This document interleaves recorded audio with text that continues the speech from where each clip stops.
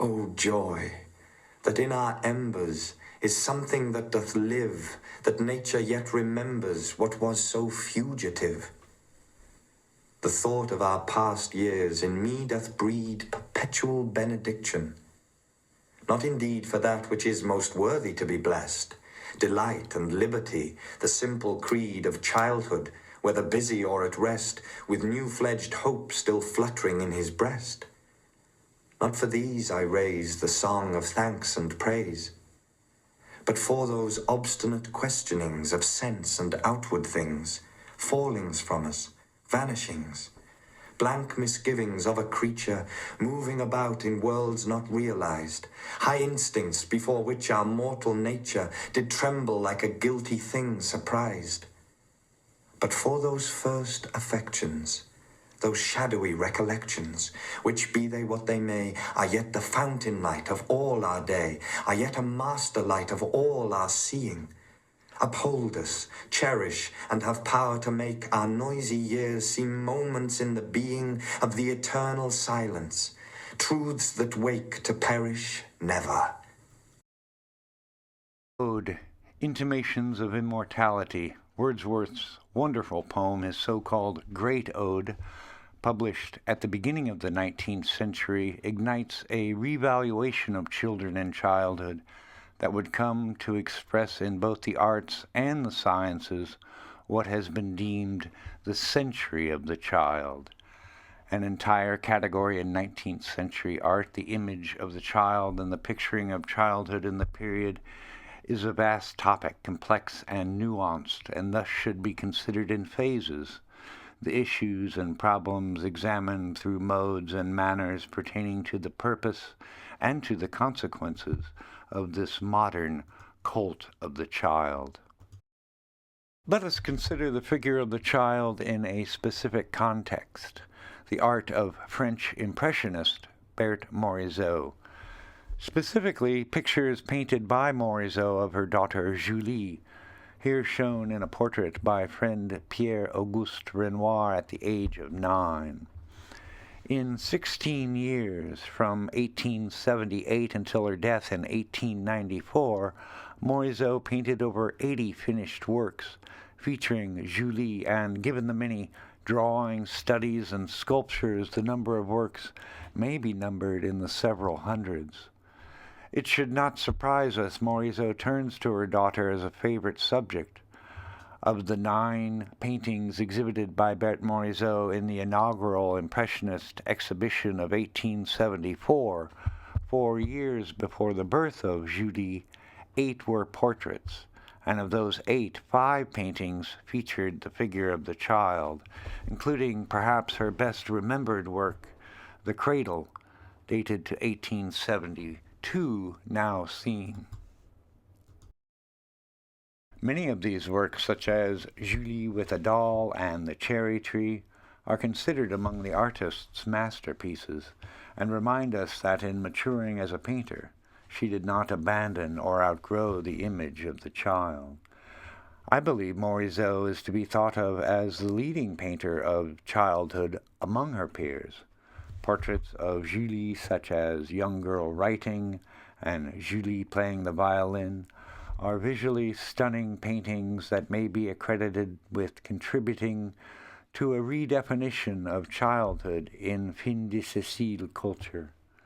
As a category within her oeuvre, made up of various and varying types of portraits, including Julie Writing and Girl in a Blue Jersey, Morisot's pictures, along with fellow artists Renoir, Monet, and the Americans Mary Cassatt and Sargent, among many, help establish the importance of the image of the child and childhood as key in what the poet Baudelaire called the painting of modern life. As the kindred works By the Lake and On the Lake Bois de Boulogne, both from 1884, demonstrate, Morisot's portraits of her daughter stand apart from conventional examples as an extended series of interrelated works conceived as a type of visual biography. This discussion considers Morisot's pictures of Julie as an independent category of imagery in which she explored issues pertaining to the representation of children and childhood in the context of modern French puériculture, child care, comprised of hundreds of drawings and sketches, distinguished by numerous spectacular plenary works such as we have seen.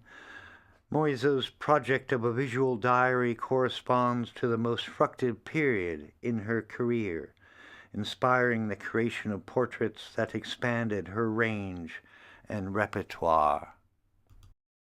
Looking at examples showing Julie as an infant, it is important to note this visual biography is much more than a history comprised of momentous firsts associated with the seminal stages of childhood. The milestone events of infancy, Julie's first steps, first words, and birthday celebrations were not represented. Rather, following the precepts of leading modern child care professionals, biologists, psychologists, and educators, Morisot created a series of images depicting the full range of human development. Given the ideal circumstances of constant companionship, she was able to accomplish what was first recommended by progressive educators in the mid-18th century, the preparation of a diary relating observed changes beginning at birth and continuing without interruption. An ideal record would relate observations about the advent and growth of different instinctual and learned mental and physical faculties progressing from infancy through adolescence. A type of natural history concerned with both physical and moral characteristics, as these works from 1880 picturing Julie with her nurse illustrate. An extended diary would also describe how the child's identity evolves and is shaped through the development and growth of social relations. By the 1880s, the value of baby diaries had been established as an important component of modern child care. Biologists, psychologists, and educators used them as a tool that helped unite these distinct disciplines and inaugurate a scientifically based field of child study. Examples by Tiedemann, Taine, and Charles Darwin are but the best known of at least 40 major baby diaries compiled before the appearance of Bernard Perez's magisterial treatise, The Psychology of the Infant, the First 3 Years, published in 1878. The year Julie was born. Morisot made use of methods and principles set forth by Perez and others for the keeping of baby diaries. Like her counterparts in science, she presents the figure of the child in the context of phylogenetic thinking about history, philosophy, language, and human biology first championed by Enlightenment philosophers. Haeckel's biogenetic law, the idea that individuals recapitulate the general development of the species, was acclaimed in discourses of both the biological and social sciences. Recapitulation theory included the view that the course of human history may be better understood by the close observation of a child's growth and development. As James Sully stated, the child, quote, brings from his antenatal abode ideas and feelings which lie high above the plane of earthly existence, end quote. The meticulous recording of details of a child's life, what they think, say, feel, and do, is an activity first recommended to parents by writers of child care handbooks. Tremendously popular and reissued throughout the 19th century, Madame Necker de Saussure's Éducation progressive ou étude du cours de la vie was one of many child care handbooks written especially for mothers. De Saussure encouraged women to keep, quote, an exact journal of the development of their child, recording their words, ideas, perceptions, and feelings, all that is acquired or developed, end quote.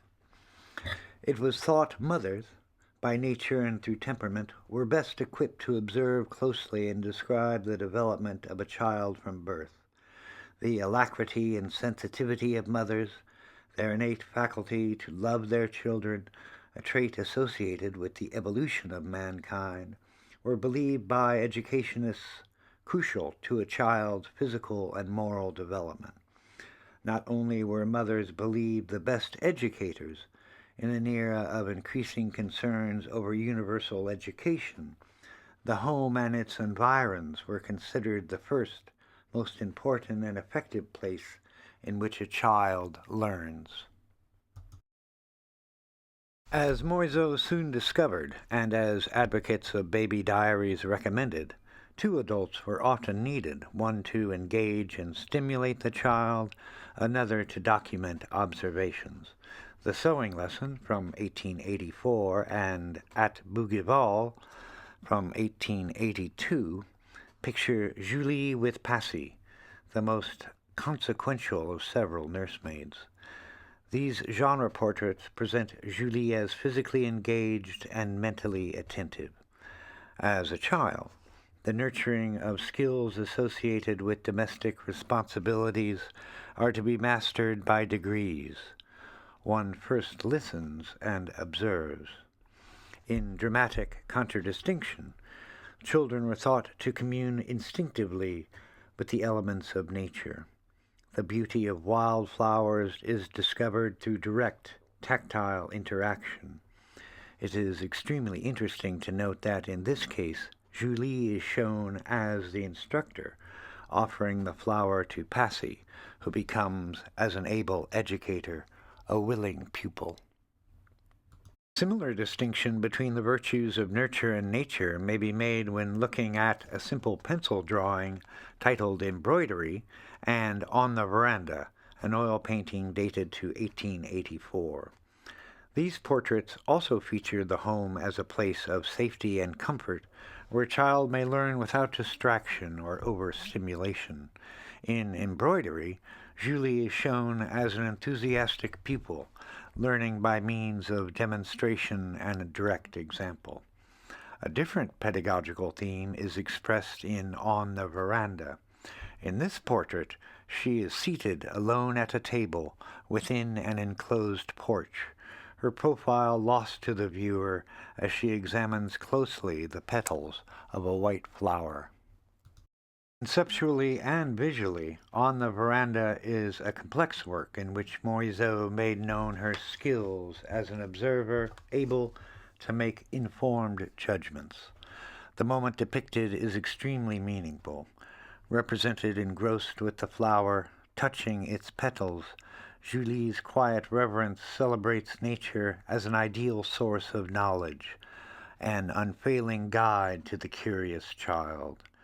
Corresponding to an age of garden culture in France, Morisot's many portraits of Julie in and around the family gardens, like the writings of educators, philosophers, poets, and novelists, make known nature and elements of the natural act as distinct entities, shown to be sympathetic to basic human physical and psychological needs and desires. The Lesson in the Garden and The Garden Chair from 1885-86 feature the garden treated in a vigorous and luminescent manner that differs markedly from the style of her Impressionist works. Adopting an aesthetic comparable to the flower poetics of French symbolist poets, Morisot represented the realm of the garden and its imagery in a manner consistent with what has been termed visionary realism.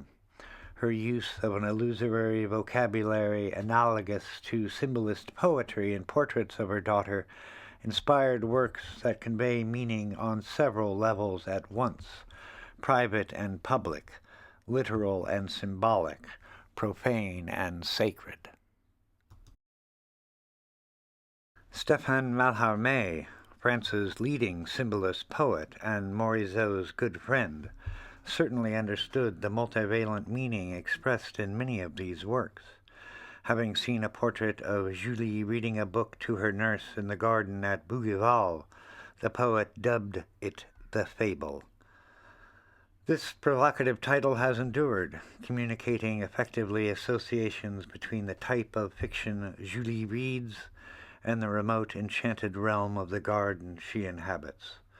The fable is yet another work in which the child's unique powers of perception, imagination, and creativity are described as faculties able to transform the circumstances and meaning of everyday life. In double portraits of Julie shown with her father, Eugène Manet, Morisot matched idealist aesthetics with her pedagogical intentions. These works celebrate the garden as a perfect environment appropriate to the passions and intellect of the child. In Eugène Manet and his daughter, the pool of water upon which Julie sails her toy boat is shown as a distinct arena of energy and action. Educators encourage these types of environments over adult-centered locales that tended to objectify children and bolster mature, inflated manners. In this work, entitled Eugène Manet and his daughter in the garden at Bougival, we see Julie pictured in a garden playing a game, arranging toy houses on a board held upon her father's lap. These portraits of father and daughter are works relevant to contemporary trends in childcare, promoting a greater participation by fathers in the lives of their children. In fact, Julie was educated by her father at home. Playing in the garden with toy houses, Morisot shows her husband nurturing directly Julie's faculties of reason, judgment, and intellect developed through games and play, a type of activity often reserved for women, a governess or siblings. Given the pedagogical themes expressed, toys are, naturally, a common motif represented in the series. Portraits of Julie with her doll, playing games, and sailing boats are in keeping with the significance accorded play by child care specialists. Playing with her boat was a favorite pastime of Julie and is pictured in several beautiful watercolor paintings, as well as in another oil painting from 1884 entitled Woman and Child in a Garden. Images of Julie playing express what Montaigne aptly stated and Piaget definitively confirmed, quote, "The games of children are not games, and must be judged as their most serious acts," end quote. Emphasized by Jean-Jacques Rousseau as important, play was thought to aid in the development of physical and mental abilities that give content and direction to the future life. Play was stressed as an aspect of child life to be observed and studied. The motif of the child's toy boat is noteworthy, expressing succinctly parallels between Julie's development, human history, and the course of human civilization.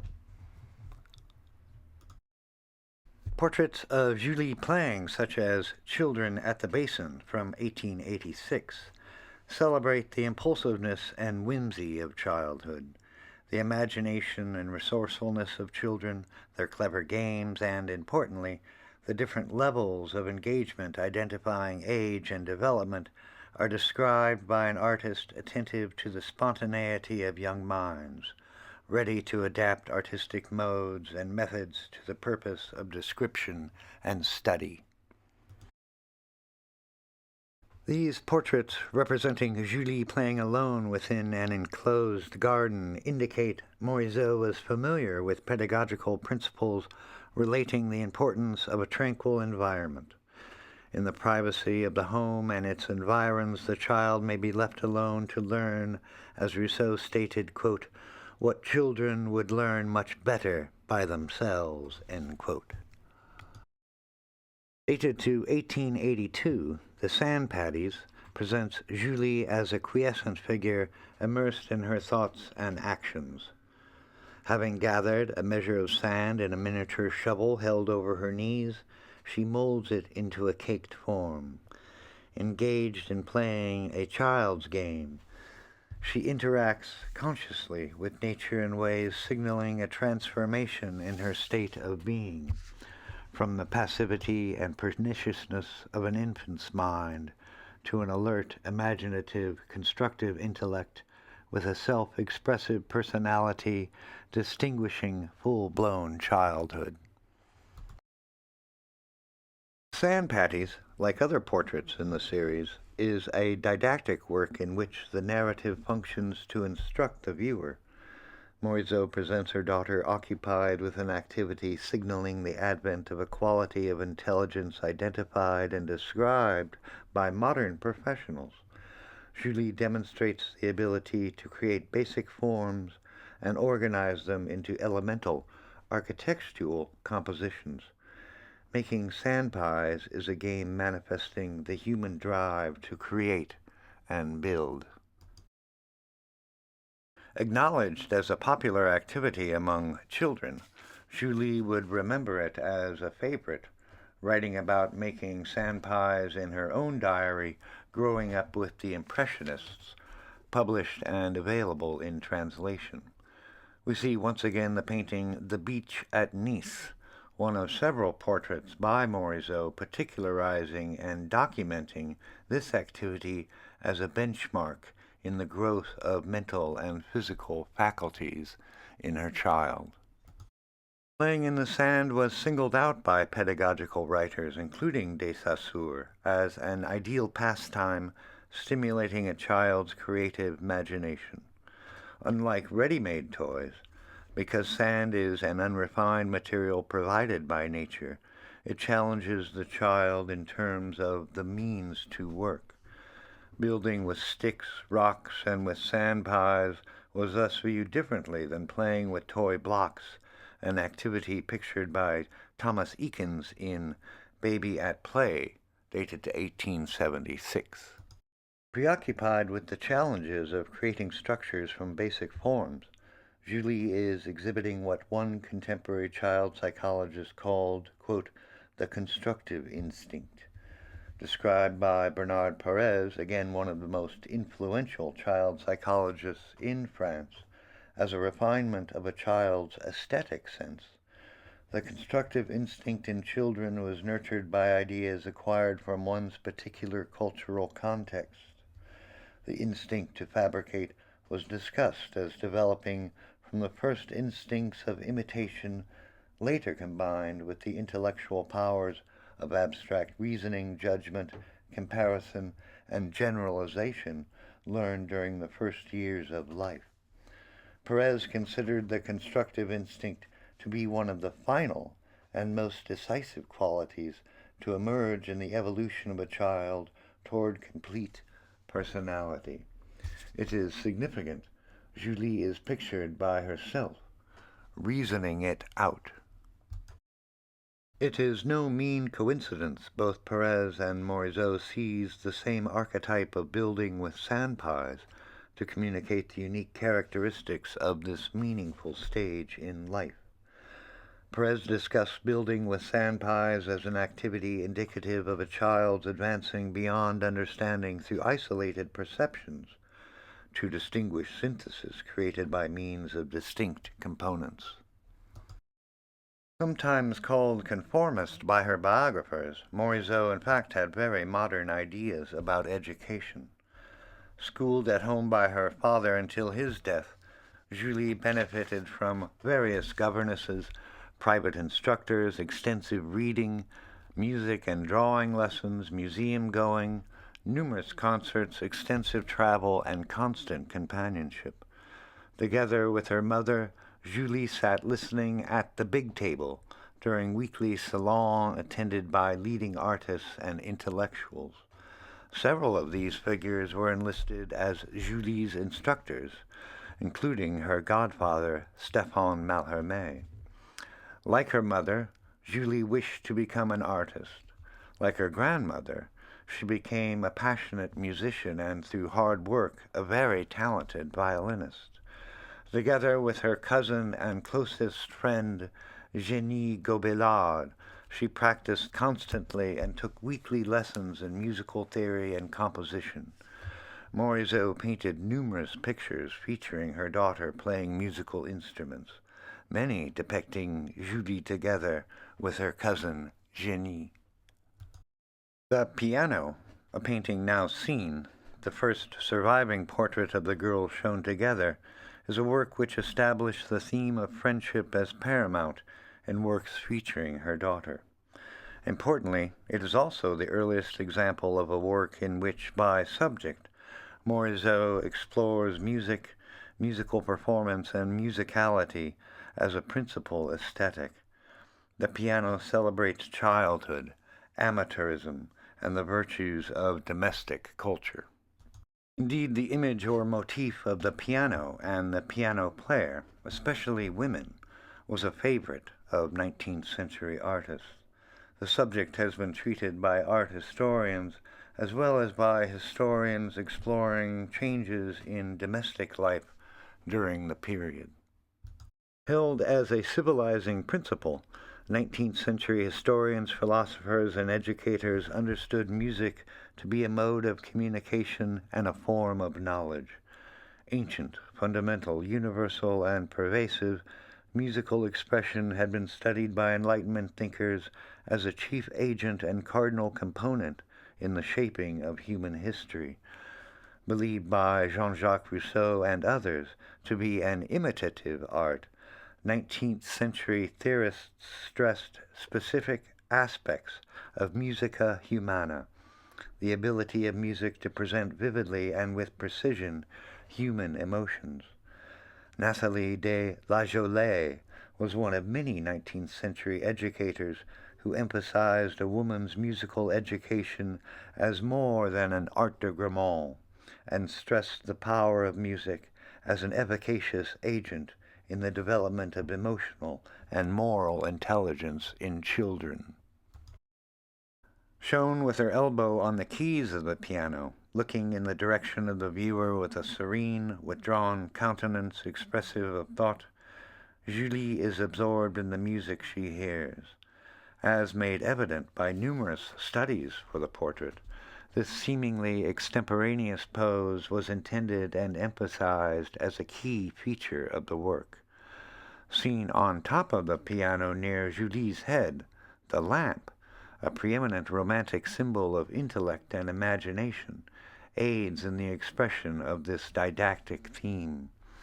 Although rendered as distinct figures with different poses, gestures, and expressions, absorbed in different occupations, one playing, another listening, they are presented as complementary figures acting in cooperation.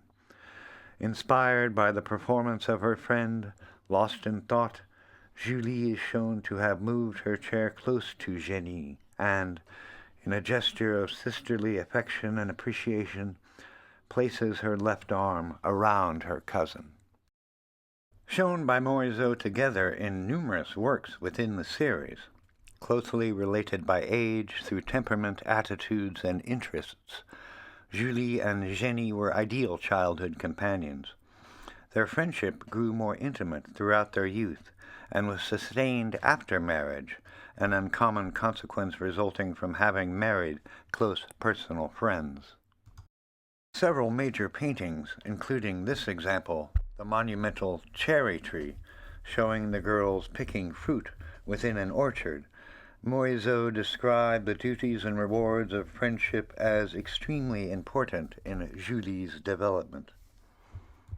Seated directly upon the grass within a highly abstracted, brilliantly flushed, and dynamically painted garden landscape, the little flute players now seen represents the two girls by themselves, withdrawn into a secluded area out of doors.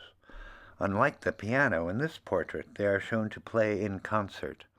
Indeed, everything about the portrait, the figures of the musicians, their comparative placement, distinct poses, gestures, and expressions, the color and facture of their dresses, and the qualities of the landscape, has been represented in a manner that creates mellifluous suggestions.